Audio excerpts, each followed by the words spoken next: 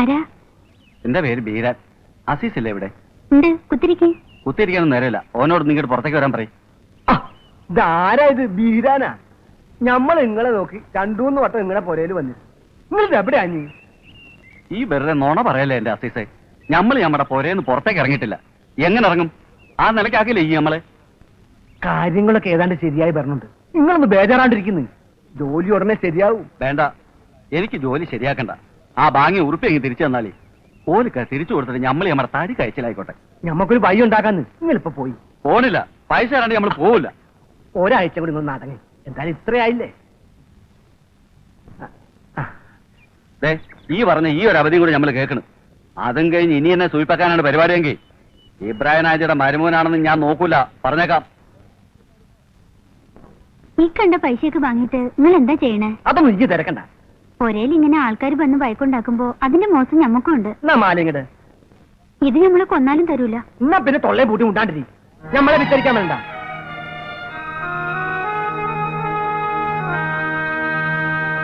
ഈ ചേലക്കാടൻ അങ്ങനെ പറഞ്ഞു ഇങ്ങനെ പറഞ്ഞു എന്നൊന്നും കണക്കാക്കണ്ട. പറഞ്ഞതിൽ നമ്മുടെ രാഷ്ട്രീയ ലൈൻ ഉണ്ടോ എന്ന് നോക്കിയാൽ മതി. ആ സുകുമാരനെ ഇസ്മായിലിനെ ചാക്കിലാക്കാൻ സാധിക്കുമോ? സാധിച്ച ജോർജ് എന്ന കാര്യം ഞാൻ ഏറ്റു. അതൊക്കെ നടക്കൂ. എന്താ നടക്കാത്തെ? നടക്കും. നടന്നില്ലെങ്കിൽ നടത്തും. ഒതുക്കി തീർക്കലല്ല, കലക്കി കോരലാണ് ഇന്നത്തെ രാഷ്ട്രീയം. മനസ്സിലായോ? അത് ശരിയാ. എന്താ സീസേ? ഒരു അത്യാവശ്യ കാര്യം പറയാനാ. മീറ്റിംഗ് വല്ലതും ആണോ? ഏയ്, ഞങ്ങളിവിടെ ദേശീയ സർവ്വദേശീയ പ്രശ്നങ്ങളൊക്കെ ഒന്ന് വിലയിരുത്തിയായിരുന്നു. ഒരു മിനിറ്റ്. ശരി. എന്താണോ പ്രശ്നം? ഇയാളുടെ ഒരുമാതിരി വർത്താനം കേട്ടാല് പാർട്ടിയുടെ ഭാരം മുഴുവൻ തലയിലേറ്റി നടക്കാൻ തോന്നും. ചേലക്കാരനെ അങ്ങനെ അങ്ങ് വച്ചാക്കി കാണണ്ട. ഉരുട്ട് ബുദ്ധിക്കും കുതന്ത്രങ്ങൾക്കും ഇയാളെ കഴിഞ്ഞ് വേറെ ആളുള്ളൂ. അതാണ് എല്ലാ മന്ത്രിമാർക്കും ഇയാൾ വലിയ കാര്യം. അപ്പൊ ടീച്ചർ സ്കൂളിൽ നിന്ന് പുറത്താക്കണോ അല്ലേ? ആണ്.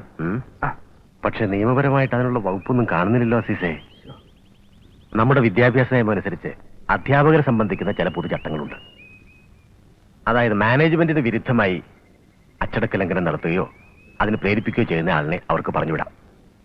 അല്ലെങ്കിൽ മദ്യപിച്ച് ബോധം കെട്ട് വഴി കിടക്കുകയും സ്ഥിരം വഴക്കുണ്ടാക്കുകയും അങ്ങനെ വിദ്യാലയത്തിനും കുട്ടികൾക്ക് നാണക്കേടുണ്ടാക്കുകയും ചെയ്യുന്ന ആളാണെങ്കിലും അവർക്ക് പിരിച്ചുവിടാം.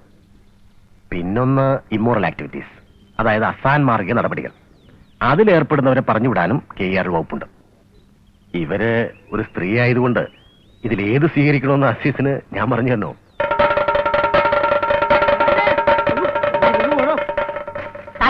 എന്താ വിവരറിയാൻ ഈ ഭൂമി മലയാളത്തിൽ മേനെ മാത്രമേ ബാക്കിയുള്ളൂ. എന്താടോ? നമ്പൂതിരി ടീച്ചർക്ക് ഗർഭം. ഗർഭം? ആ, ശേഖരൻ മാഷും അവളും തമ്മിലേ നേരിട്ട് കണ്ട ആൾക്കാരുണ്ട്. അങ്ങാടിയിൽ അമ്പലപ്പറമ്പിൽ സ്കൂൾ പഠിക്കലൊക്കെ പോസ്റ്റ് ഒട്ടിച്ചിരിക്കണം.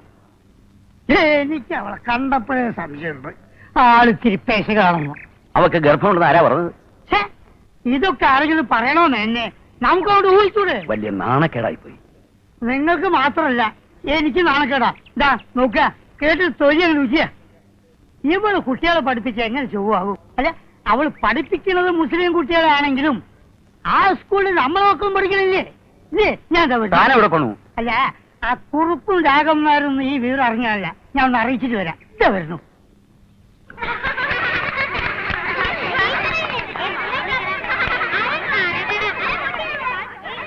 എന്താണ്ട് അവിടെ കൈകൊട്ടിക്കളിയോ? നോക്കി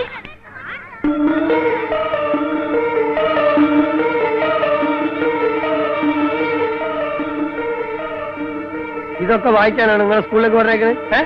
പാട്ടോ എന്താണ് പറഞ്ഞിട്ടില്ല? പോയാലോ. ഏത് നായിന്റെ മോനാണ് ഇവിടെ കൊണ്ടുവന്ന് എഴുതി പഠിച്ചിട്ട്? എന്താ പോസ്റ്റർ കീറാൻ ടെൻഡർ എടുത്തിട്ടുണ്ടോ താൻ? ഇവിടെ മാത്രമല്ല, ബസ് സ്റ്റോപ്പിലും പള്ളിക്കവലയിലും ഒക്കെ എഴുതിയിട്ടുണ്ട്. നമ്മുടെ അറബി ടീച്ചർ ഒരു കള്ളി പൂച്ചയാണല്ലോ. ശേഖരൻ മാസ്റ്ററുടെ ഒരു ഭാഗ്യം. അതെ, ശേഖര മാഷ ഭാഗ്യ. അത് നിങ്ങൾക്ക് എന്താ അത്ര വലിയ അസൂയ? അതിന് താനെന്തിനാ ഇങ്ങനെ ചൂടാവണത്? എടോ, ഈ പ്രായത്തിലൊരു പെങ്ങൾ എനിക്കും ഉണ്ട്. വേണ്ടാതിന് എഴുതുന്നതിനും പറയുന്നതിനൊക്കെ ഒരു കണക്ക് വേണം. നിങ്ങൾക്ക് തോന്നുന്നുണ്ട് ഗായത്രി ടീച്ചർ ഇത് ചെയ്യുന്നു? നിങ്ങളോടൊക്കെ വർത്താനം പറയാൻ നിൽക്കുന്ന എന്റെ മുമ്പൊക്കെ ആദ്യം പറഞ്ഞണം.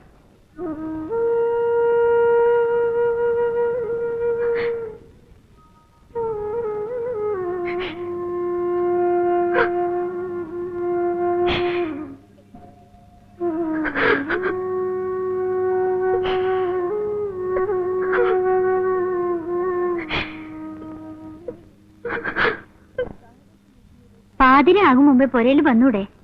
നിങ്ങൾക്ക് എന്തേലും ഈനും വേണ്ടും പണി? ഈ നമ്മളെ കുണുകുറിക്കാൻ നിൽക്കണ്ട, നമുക്ക് പല പണിയുണ്ടാവും.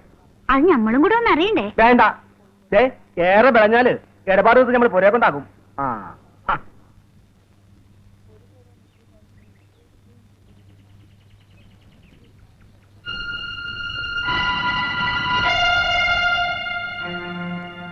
എടോ, ആണത്വം ഉണ്ടെങ്കിൽ ആണുങ്ങളോട് നേരിട്ട് പൊരുതണം. അല്ലാതെ പാദയാത്രയ്ക്ക് പറഞ്ഞ് പോസ്റ്റ് ഓടിക്കുന്ന പണിയുണ്ടല്ലോ, അത് രണ്ടും കെട്ട ഇടപാടാ. നിങ്ങൾ എന്തായി പറയണേ? ഓ, അപ്പൊ നീ ഒന്നും അറിഞ്ഞില്ലല്ലേ? എനിക്കൊരു ചുക്കും പോകാനില്ല. പക്ഷെ നീ കളിക്കുന്ന ഈ നാണക്കെട്ട കളിയുണ്ടല്ലോ, പാവപ്പെട്ട ഒരു പെണ്ണിന്റെ ജീവിതം അതാർക്കുന്നത്. വേണ്ടാതിനെ കാണിച്ചിറന്ന പോസ്റ്റർ അല്ല, നാട്ടുകാർ ചിലപ്പോ നോട്ടീസ് അടിച്ചിറക്കും.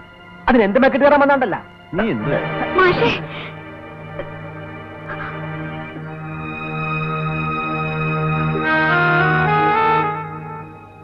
നീ ആചാരുടെ മരുമോനായി പോയി. അല്ലെ നിന്നെയൊക്കെ തുണ്ടം തുണ്ടായിട്ട് മുറിക്കുന്നതിന് എനിക്ക് കൂലിക്ക് ആളെ വിളിക്കേണ്ട ആവശ്യമൊന്നുമില്ല. ഓർമ്മിച്ചോണേ അത്.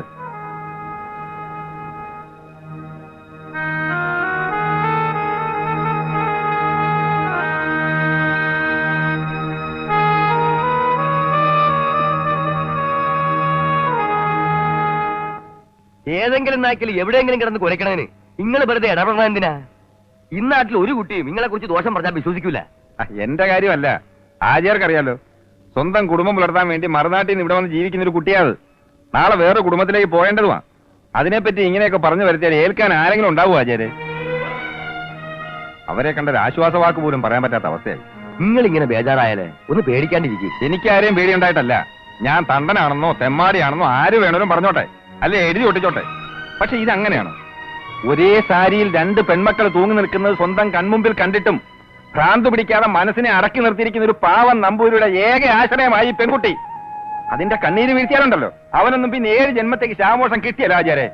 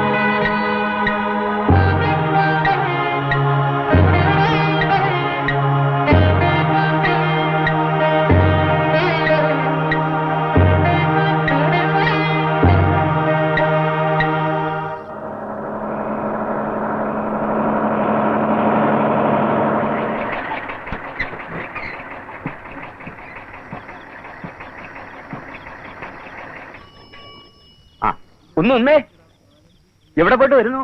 മകനെ ഒന്ന് കാണാൻ പോയതാ. ആ, ഒരു പെണ്ണിനെ കിട്ടിക്കഴിഞ്ഞാ പിന്നെ അമ്മമാര് മക്കൾക്ക് ശത്രുക്കളല്ലേ? അവൻ പോരാന്ന് വെച്ചാലും അവളൊന്ന് വിട്ടിട്ട് വേണ്ടേ? ഈ അവസ്ഥയില് അവൻ ഇങ്ങോട്ടൊന്നും വരാതിരിക്കുന്ന നല്ലത്. അതെന്താ എന്നെ? ഞാൻ വല്ല പേരുദോഷം ഉണ്ടാക്കിയിട്ടുണ്ട് ഇവിടെ? അപ്പൊ ലക്ഷ്മിയമ്മ ഒന്നും അറിഞ്ഞില്ലേ? എന്ത്? ഏനിതറിയാൻ ഈ ഭൂമി മലയാളത്തില് സേതുലക്ഷ്മി മാത്രമേ ബാക്കിയുള്ളൂ. എനിക്കൊന്നും മനസ്സിലാവണില്ല. നിങ്ങളുടെ വീട്ടിൽ താമസിക്കുന്നില്ലേ ഒരുത്തി? അവള് മഹാപിഴയാ. ലക്ഷ്മണയ്ക്കും ഇതിലൊക്കെ പങ്കുണ്ടെന്ന നാട്ടിലൊക്കെ സംസാരം. ആ ശേഖരൻ മാഷുമായിട്ട് അവർക്ക് എന്തൊക്കെയോ ഇടപാടുകളുണ്ടെന്നാ പറയണേ. പറച്ചില് മാത്രല്ല, നേരത്തെ മുഴുവൻ പോസ്റ്റർ എഴുതി ഒട്ടിച്ചിട്ടുണ്ട്. പോണ വഴിക്ക് ചുവരിൽ നോക്കിയാൽ കാണാം ഓരോരോ കഥകൾ. എന്റെ ഈശ്വര, നിങ്ങളല്ല അവളെയൊക്കെ വീട്ടിൽ കെട്ടി താമസിപ്പിക്കൂ. മാനാഭിമാനമായി ജീവിക്കുന്നവർക്ക് കൂടെ താമസിപ്പിക്കാൻ പറ്റിയ വർഗമല്ല. നമ്പൂതിരി പെണ്ണാന്ന് പറഞ്ഞിട്ട് എന്താ കാര്യം? നാണം വേണ്ടേ? നാണം. അതെ, ഇതൊക്കെ സത്യാണോ? പിന്നല്ലാതെ ഞങ്ങളെന്താ ഊഹിച്ച് പറയാ? നിങ്ങളോട് നുണ പറഞ്ഞിട്ട് ഞങ്ങൾക്ക് എന്താ കേട്ടോ അവളെ? ഗർഭുണ്ടെന്നാ കേട്ടത്. എങ്ങാനും വീട്ടിലായിരുന്നെങ്കിൽ ചാണകത്ത് ചൂഴി മുക്കി അടിച്ചിറക്കി പുണ്യായം നടത്തി ശുദ്ധിയാവശ്യം നടത്തിയേ.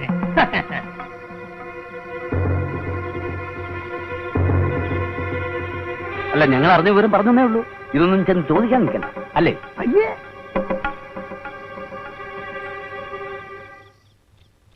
എടി,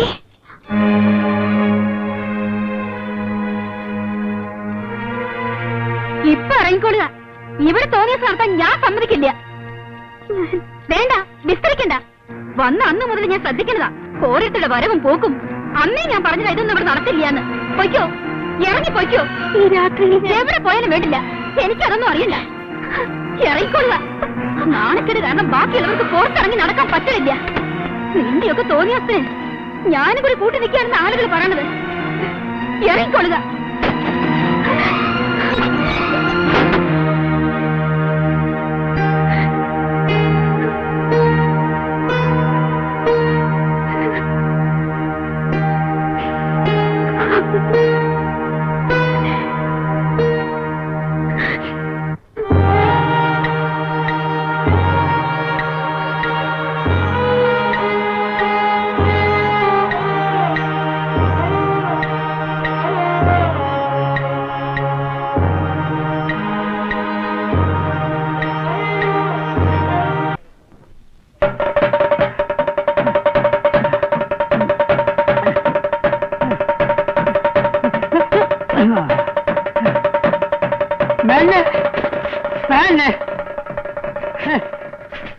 അറിഞ്ഞില്ലേ?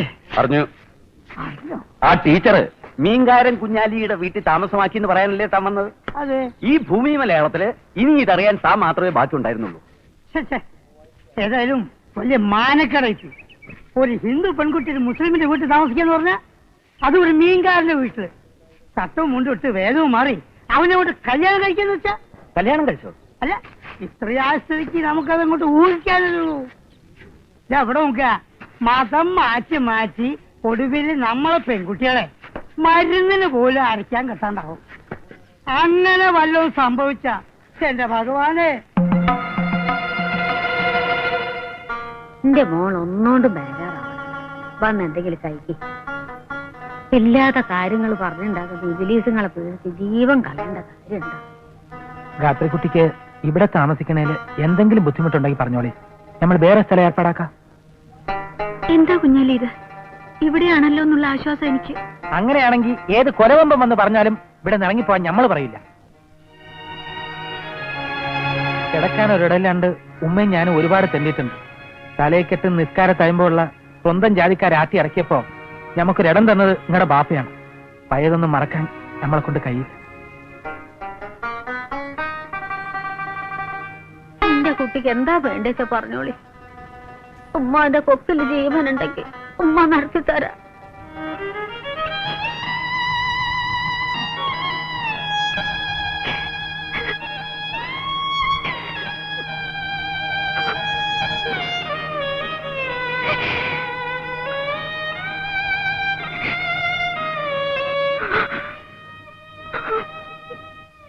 എന്റെ കുട്ടി ഇങ്ങനെ തരയല്ലേ?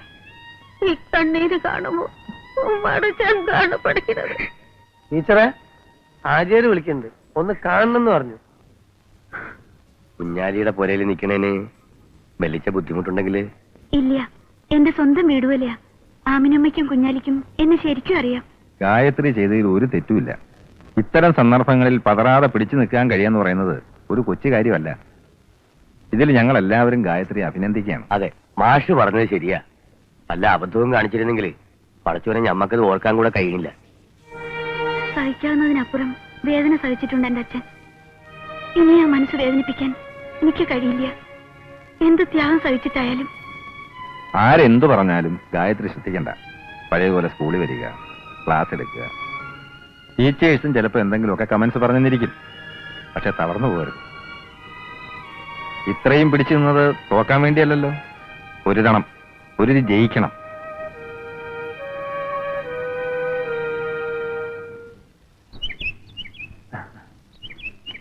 ഗാത്രിക്കുട്ടി, ഓ ഇത് മേടിക്കാൻ നമ്മൾ പെട്ട പാട് ചില്ലറൊന്നുമല്ല. അങ്ങാടിയിൽ അന്തോണി ആപ്പിളയുടെ കടയിൽ ചെന്നപ്പോ അവിടെ ഉണ്ട് സുലൈമാൻ നിൽക്കണം. ഓന്റെ മുമ്പ് വെച്ച് ഇത് മേടിക്കാൻ പറ്റുമോ? നേരെ അമ്പലത്തിനടുത്തേക്ക് വിട്ടു. ബേലാമ്പിള്ളയുടെ കടയിൽ ചെന്നപ്പോ അവിടെ ഉണ്ട് കോട്ടയ്ക്കൽ അവോക്കർ നിൽക്കണം.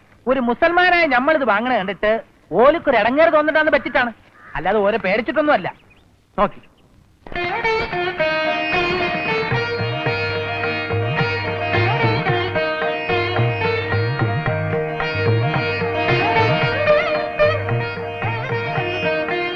നിങ്ങളുടെ പടച്ചോന്മാരെല്ലാം കാണാൻ നല്ല ചന്തമുള്ളവരാ. നീ നീന്റെ അകത്തേക്ക് കയറ്റത് എത്ര പ്രാവശ്യം പറഞ്ഞതാ.